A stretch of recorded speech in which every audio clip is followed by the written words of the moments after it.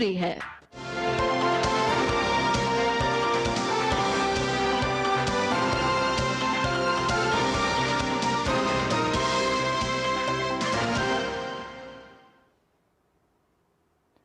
नमस्कार, आप सभी का स्वागत है डीडी न्यूज पर। आप देख रहे हैं मनी मंत्र, आपके साथ मैं हूं मुकुल शर्मा। मनी मंत्र में लगातार हम बात करते हैं आपकी बचत को लेकर, आपके निवेश को लेकर, और आज भी एक ऐसे ही विषय के साथ हम हाजिर हो चुके हैं जहां आपको हम बताएंगे आपकी जो बचत है, जब आप उसको निवेश में, हम कह सकते हैं निवेश की तरफ आंखें बढ़ते हैं, तो उसके जरिए कितना रिटर्न आपको मिल पाता है या नहीं। आज के समय में हम देखते हैं स्टॉक मार्केट यानी शेयर बाजार की अगर बात की जाए तो यहाँ पर लगातार एक लोगों का रुझान नजर आता है, और खासतौर से युवा वर्ग की बात की जाए, महिलाओं की बात की जाए। लेकिन इस शेयर मार्केट में जब हम बात करते हैं आईपीओ को लेकर, जी हाँ, कई ऐसे हमारे दर्शक जो इसको बेहतर तरीके से समझते होंगे, जानते होंगे, और कुछ ऐसे भी होंगे जो कि उत्सुक होंगे जानने के लिए कि आखिर आईपीओ क्या होता है, कैसे काम करता है, और इसके जरिए अगर देखा जाए तो क्या और हम कह सकते हैं फायदा क्या निवेशकों को मिलता है या नहीं, या इसके जरिए आपको किस तरह की जो इनकम है वो होगी भी या नहीं। इस पर आपको आज पूरी हम जानकारी देंगे। तो चलिए शुरुआत करते हैं कार्यक्रम की।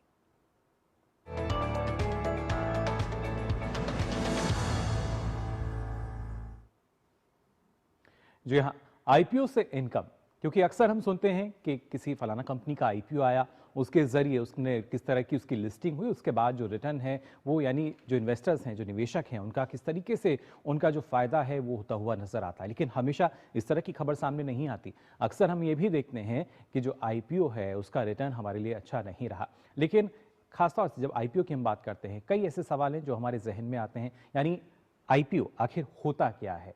इसके जरिए इनकम की तो बात हम करते हैं, लेकिन क्या होता है आईपीओ, इसको आपको हम बताएंगे।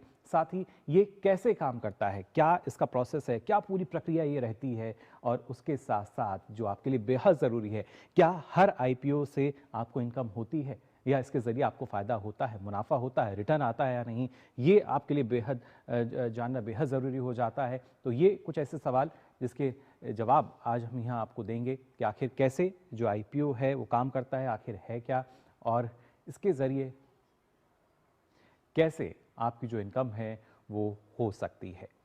तो ये महत्वपूर्ण अपने आप में। और आपको बता दें, प्रधानमंत्री नरेंद्र मोदी जो कि वाराणसी में मौजूद हैं थे, हमने देखा किस तरीके से वंदे भारत को उन्होंने हरी झंडी दिखाई, और इस दौरान जब वो वहाँ पहुँचे तो किस तरह का दृश्य नजर आया, ये आप देख सकते हैं। प्रधानमंत्री नरेंद्र मोदी का भव्य स्वागत किया गया, पुष्प वर्षा उन पर होती हुई यहाँ नजर आ रही है, हाथों में तिरंगा लहराता हुआ। सड़क के किनारे जो लोग खड़े हैं प्रधानमंत्री नरेंद्र मोदी की एक झलक पाने के लिए, और एक अलग उमंग, उत्साह इन लोगों में, इन स्कूली बच्चों में पुष्प वर्षा करते हुए नजर आ रहे हैं। खासतौर से जब काशी की हम बात करते हैं तो एक अलग जुड़ाव, एक अलग महत्व काशी का, और हम देख सकते हैं इन तस्वीरों में भी प्रधानमंत्री नरेंद्र मोदी इन सभी का हाथ हिलाकर अभिवादन स्वीकार करते हुए नजर आ रहे हैं। ये स्कूली बच्चे देश का भविष्य जिन्हें कहा जाता है, उनकी एक उत्सुकता, लालसा प्रधानमंत्री नरेंद्र मोदी को देखने की।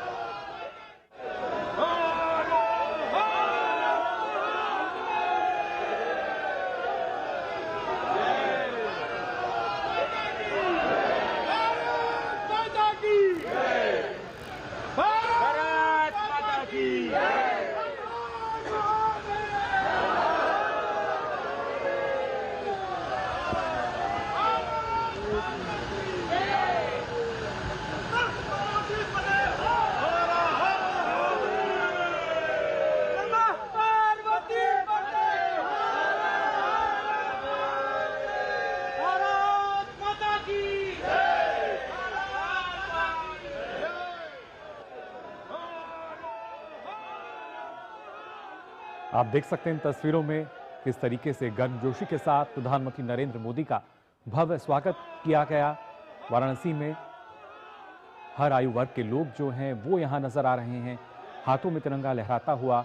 और इस भारतीय तिरंगे के जब प्रतिनिधित्व की हम बात करते हैं, भारत के प्रधानमंत्री नरेंद्र मोदी जो कि फिलहाल मौजूद हैं वाराणसी में, हमने देखा उन्होंने किस तरीके से 4 नई वंदे भारत जो ट्रेनें हैं उनका शुभारंभ किया और बताया कि कैसे हमें काशी को विकसित करना होगा और विकसित काशी के जरिए विकसित भारत का जो हमारा सपना है, जो परिकल्पना है, कैसे उसको हम सार्थक कर पाएंगे। इसके साथ साथ विकसित काशी के साथ साथ कैसे समृद्ध काशी का निर्माण हम कर सकते हैं।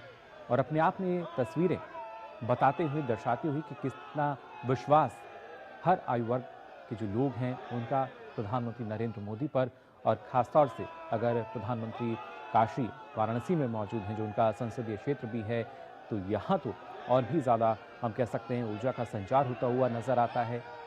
और इस बात का जिक्र प्रधानमंत्री अक्सर कई मंचों से करते हैं कि किस तरह का जुड़ाव उनका काशी के साथ है। फिलहाल ये तस्वीरें अब से कुछ देर पहले की, जब प्रधानमंत्री नरेंद्र मोदी जिन्होंने 4 नई वंदे भारत ट्रेन का शुभारंभ किया, हरी झंडी दिखाकर उन्हें रवाना किया और बताया कि कैसे देश में जो कनेक्टिविटी है लगातार उसको बेहतर बनाया जा रहा है।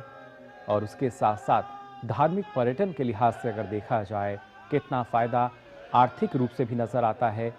उत्तर प्रदेश का उन्होंने जिक्र किया कि कैसे उत्तर प्रदेश की जो अर्थव्यवस्था है वो मजबूत होती नज़र आती है पर्यटन के ज़रिए। और उन्होंने बताया कि काशी की अगर हम बात करें तो यहाँ पर जो श्रद्धालुओं की संख्या है, पिछले 1 साल की अगर बात की जाए तो करीब 11 करोड़ जो संख्या है वो दर्ज की गई थी। साथ ही अयोध्या का भी उन्होंने जिक्र किया, वहाँ भी श्री रामलला के विराजमान होने के बाद से करीब 6 करोड़ से अधिक जो श्रद्धालु हैं वो पहुँचे हैं। और बताया कि क्योंकि लगातार एक बड़ी संख्या में जब श्रद्धालु पहुँचते हैं तो आवश्यकता है कि उनको इस तरह की जो सुविधाएँ हैं वो दी जाएँ। और उसी के अनुसार हम देख सकते हैं कैसे देश में करीब 160 से अधिक जो वंदे भारत ट्रेन हैं उनका संचालन किया जा रहा है। और आज उन्हीं में अगर देखा जाए तो 4 नई ट्रेनें वंदे भारत जिनका शुभारंभ किया प्रधानमंत्री नरेंद्र मोदी ने। फिलहाल ये तस्वीरें जिसमें आप देख सकते हैं कैसे उनका भव्य स्वागत किया गया, पुष्प वर्षा लगातार उन पर की गई। और अपने आप में ये तस्वीरें बताती हुई कि कितना स्नेह आम जनता का प्रधानमंत्री के साथ है, कितना विश्वास आम जनता का उन पर है, लगातार इन तस्वीरों में हम देख सकते हैं। तो देश के विकास की एक नई तस्वीर फिलहाल नजर आई काशी की, खासतौर से बात अगर की जाए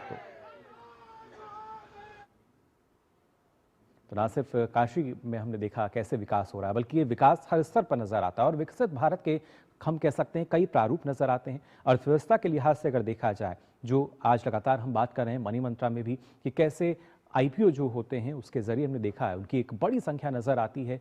आईपीओ की बढ़ती संख्या इस बात को भी दर्शाती है कि कैसे जो विकास है वो तेज गति से हो रहा है। लेकिन इस आईपीओ के जरिए आपको क्या इनकम होती है या नहीं, ये अपने आप में जानकारी देने वाली बात है। और आईपीओ आखिर होता क्या है, तो आपको बता दें आईपीओ यानी इनिशियल पब्लिक ऑफरिंग जो है उसको कहा जाता है। अब इनिशियल पब्लिक ऑफरिंग क्या होती है ये थोड़ा विस्तार से जान लेते हैं। जब कोई कंपनी पहली बार अपने शेयर बेचती है उसे आईपीओ कहा जाता है, यानी आम जनता को एक हिस्सेदारी अगर उसमें दी जाती है वो आईपीओ होता है। ये बिल्कुल शुरुआत की अगर बात है। और खासतौर से आईपीओ से कंपनी को बिजनेस बढ़ाने और नए प्रोजेक्ट शुरू करने के लिए फंड मिलता है, यानी अगर हमें फंड की भी आवश्यकता है तो उस वजह से हम कह सकते हैं कि जो हमारे कंपनी के शेयर हैं वो आम जनता तक पहुंचाए जाते हैं। जिसके पास डीमैट अकाउंट हो वो इसमें निवेश कर सकता है। जब आईपीओ की हम बात कर रहे हैं, आपको आईपीओ के लिए अप्लाई करना होता है तो उसके लिए जो ज़रूरी है वो डीमैट अकाउंट आपके पास होना चाहिए। और ख़ासतौर से जब इसमें अप्लाई हम करते हैं तो ज़्यादा लोग अप्लाई करें तो लॉटरी सिस्टम से जो शेयर है वो आवंटित होते हैं, अलॉटमेंट उनका होता है, वो लॉटरी सिस्टम होता है। और अक्सर हम देखते हैं कि किसी ने अप्लाई किया तो उनको अलॉट होते हैं, नहीं होते हैं। खासतौर से आईपीओ से कंपनी को पूंजी मिलती है और लोगों को कमाई का एक मौका भी मिलता है। लेकिन क्या ये मौका हमेशा बना रहता है? कैसे इस मौके को आप भुना सकते हैं ये हम आपको बताएंगे। साथ ही कंपनी की ग्रोथ पर शेयर का भाव बढ़ता है जिससे निवेशकों को फ़ायदा मिलता है। जैसे जैसे कंपनी की ग्रोथ होगी, ज़ाहिर तौर पर शेयर की जो वैल्यू है वो बढ़ती है और आम निवेशक तक इसका जो फ़ायदा है वो पहुंचता है। और ख़ासतौर से अगर आईपीओ को देखा जाए तो किसी कंपनी और आम निवेशक के बीच भरोसे की जो पहली सीढ़ी है उसके तौर पर भी आप आईपीओ को देख सकते हैं। इसके ज़रिए ही एक भरोसा जो है वो बढ़ता हुआ नज़र आता है। और उसके साथ साथ अगर देखा जाए, क्योंकि कई इसका प्रोसेस जो है हम देखते हैं, इशूअर इसमें होता है, अंडरराइटर होता है, इन्वेस्टर होता है और लिस्टिंग जो है वो सीधे तौर पर की जाती है।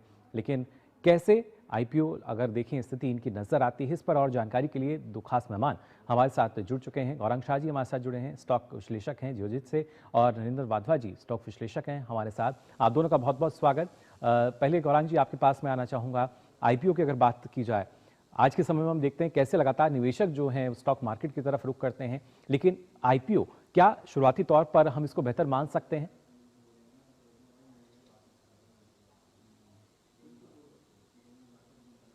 जी गौरांग जी।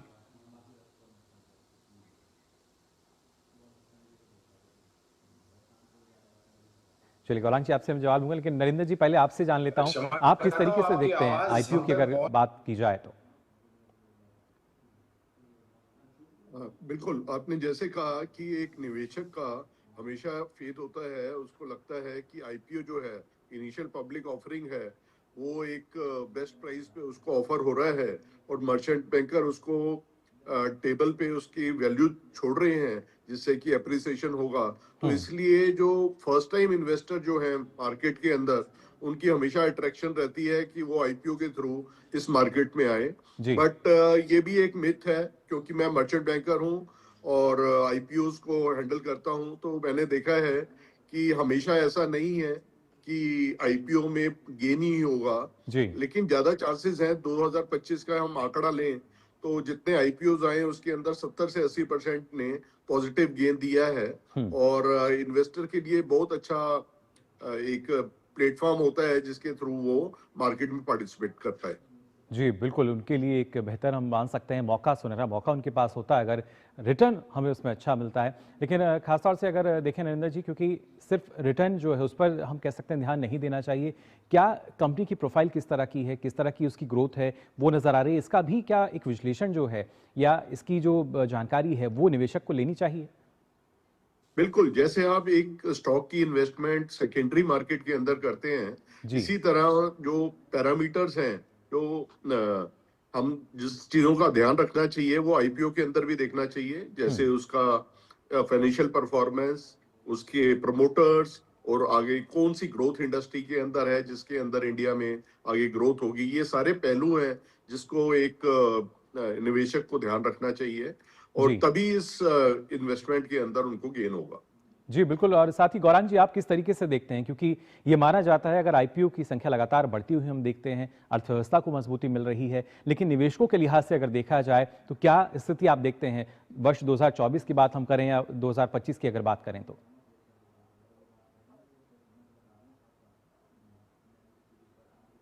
प्रभात हमारे तरफ से क्षमा चाहता हूं, आपकी वाणी हम तक पहुंच नहीं रही थी।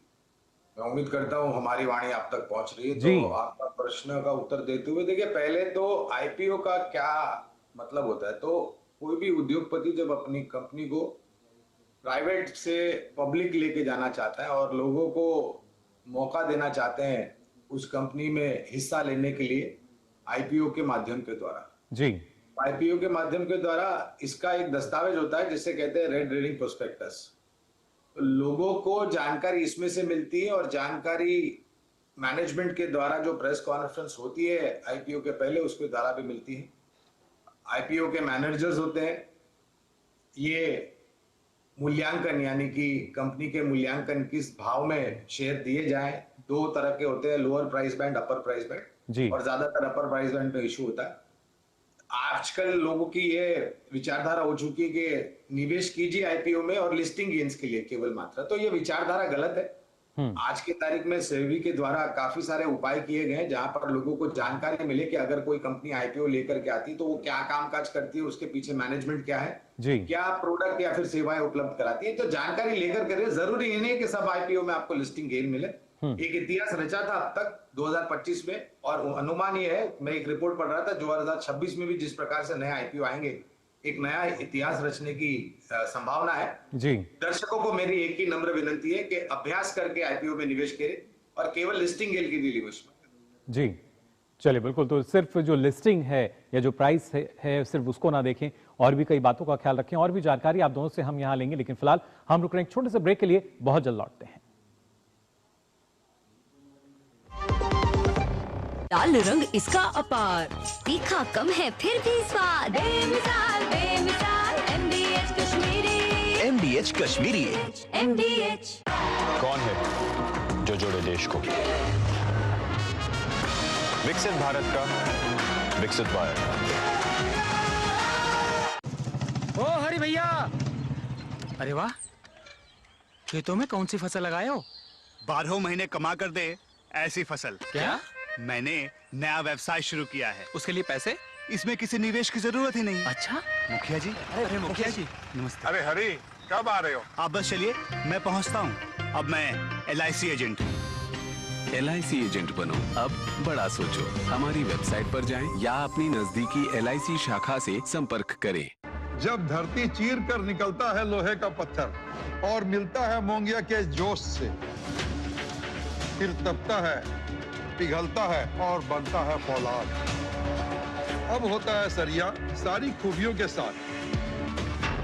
मोंगिया स्टील, मजबूत देश का मजबूत सरिया। आपके घर के खाने में रेस्टोरेंट जैसा स्वाद ले आए MDH का शाही पनीर मसाला। पनीर को क्या मस्त बना डाला।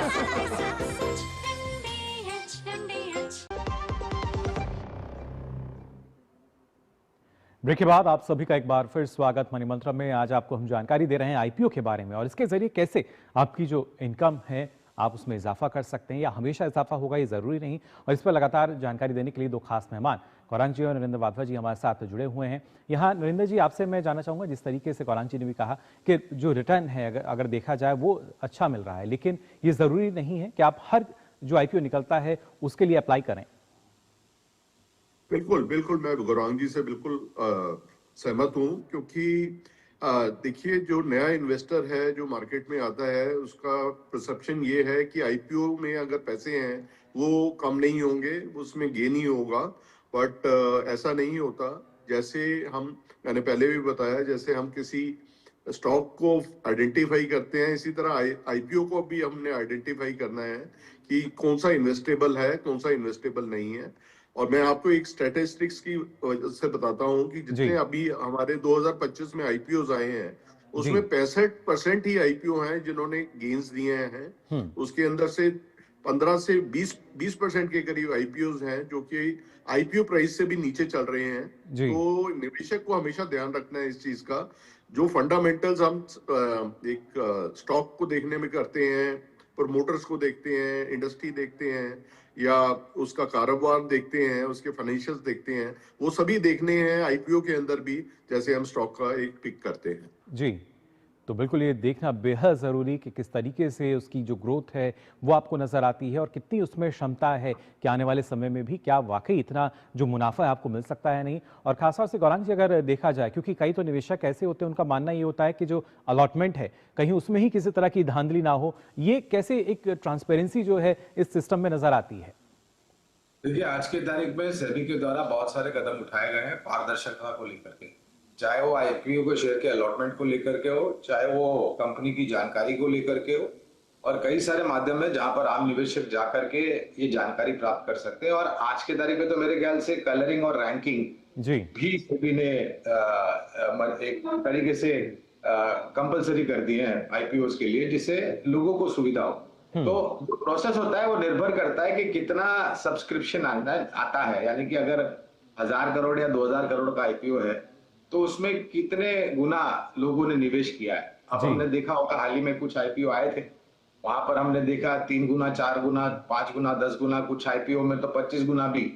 तो वो निर्भर करता है कि कितने लोग इस कंपनी में विश्वास रखते हैं और उस आईपीओ में निवेश करते हैं, और प्रोपोर्शनेटली फिर वो अलॉटमेंट किया जाता है। जी, जरूरी नहीं है कि अपने आईपीओ में पैसे लगाएं तो आपको शेयर मिलेंगे ही मिलेंगे, कभी नहीं भी मिल सकते, कभी मिल भी सकते। तो वो प्रोपोर्शनेट अलॉटमेंट होता है और वो गणित होता है। जी, बिल्कुल। और यहाँ नरेंद्र जी, आखिर में आपसे मैं जानना चाहूंगा, क्या कुछ मंत्र आप हमारे जो दर्शक हैं, जो निवेशक हैं, उनको देना चाहेंगे जब आईपीओ उनके सामने आता है अप्लाई करने के लिए, किस बात का वो सबसे पहले ख्याल रखें? देखिए, एक आईपीओ एक बहुत अच्छा प्लेटफॉर्म है मार्केट में एंट्री करने के लिए। और जैसे हमने अभी डिस्कस करा कि बहुत अच्छे अच्छे आईपीओ, बड़ी अच्छी कंपनियां, बड़ी बड़ी कंपनियां आ रही हैं। अभी हमने अक्टूबर में ही देखा कि हुंडई का एक आईपीओ आया 27,000 करोड़ का, जो अभी तक का सबसे बड़ा आईपीओ है। और इंडियन मार्केट एक सबसे बड़ी मार्केट है जिसके अंदर आईपीओस, बहुत सारे आईपीओस आ रहे हैं। 1,63,000 करोड़ रुपया जो है हमने 2025 के अंदर अभी मेन बोर्ड आईपीओ से कलेक्ट किया है। और मेरे को लगता है बाय दिसंबर जो है ये 2 लाख करोड़ की फिगर बन जाएगी। तो बहुत अच्छी अपॉर्चुनिटी है, बट आपको ध्यान सिर्फ ये रखना है कि उसमें चूज करें आपके हिसाब से, जो कंपनी, जो इंडस्ट्री है या प्रमोटर्स अगर अच्छे हैं, उनका अच्छा रिकॉर्ड है, तो उसी के अंदर इन्वेस्ट करें। सारे आईपीओस के अंदर गेन नहीं होगा, ये मानने की जरूरत है। और लॉन्ग टर्म इन्वेस्टमेंट करेंगे तो गेन है इस मार्केट के अंदर। और लिस्टिंग गेन के लिए करेंगे तो जरूरी नहीं है आपको गेन होगा, और लॉन्ग टर्म इन्वेस्टमेंट करेंगे तो जरूर इसके अंदर दे कैन क्रिएट। चलिए, बिल्कुल। और गौरांग जी, जल्दी से आपसे भी जानना चाहूंगा, आप क्या मंत्र देना चाहेंगे हमारे जो दर्शक हैं उनको, जो निवेशक हैं उनके लिए? देखिए, पहले तो अगर शेयर बाजार में आप आ रहे हैं तो आपके पास जोखिम झेलने की क्षमता होनी चाहिए। अगर वो नहीं है तो नम्र विनंती है आप शेयर बाजार से दूर रहे, चाहे आईपीओ या सीधे सीधे इन्वेस्टमेंट। लेकिन अगर आपके पास जोखिम झेलने की क्षमता है, क्योंकि शेयर बाजार सभी जोखिमों के अधीन होता है, राष्ट्रीय स्तर पर और अंतर्राष्ट्रीय स्तर पर। कुछ चीजें अनिवार्य है, नए निवेशक अगर आप हैं और पहली बार निवेश कर रहे हैं तो जानकारी ले ले, जानकारी प्राप्त कर ले, थोड़ा ज्ञान, थोड़ा अभ्यास कर ले जी। कंपनी जो मैनेजमेंट है उसके पीछे कौन मैनेजमेंट है, क्या प्रोडक्ट सर्विसेज है, मूल्यांकन क्या है और आने वाले समय में भविष्य क्या है। और ये सब जानकारी आज के तारीख में पब्लिक को, लोगों को उपलब्ध है ऑन वेरियस मीडियाज, चाहे वो प्रिंट मीडिया हो, इलेक्ट्रॉनिक मीडिया हो, आपको बहुत सारी जानकारी मिल सकती है। आपको थोड़ी मेहनत करने की जरूरत है। चलिए, बिल्कुल। यानी पहले जानकारी जुटाएं और उसके बाद अपना जो कदम है, जो आप निवेश की सोच रहे हैं, उसके लिए आप आगे बढ़ाएं। फिलहाल नरेंद्र जी और गौरांग जी, आप दोनों का बहुत बहुत शुक्रिया हमारे साथ जुड़ने के लिए। तो जाना आपने किस तरीके से जो आईपीओ है वो आखिर क्या होता है, कैसे काम कर सकता है, और आईपीओ से जो इनकम है वो ज़रूरी नहीं कि आपको हर बार हो, इसलिए जांचें, परखें और उसके बाद ही अपना जो निवेश है वो करें, जिससे आपका जो निवेश है वो सुरक्षित रहे और आपका जो भविष्य है वो भी सुरक्षित रह सके। तो फिलहाल के लिए आज मनी मंत्र में बस इतना ही। दीजिए अनुमति। नमस्कार।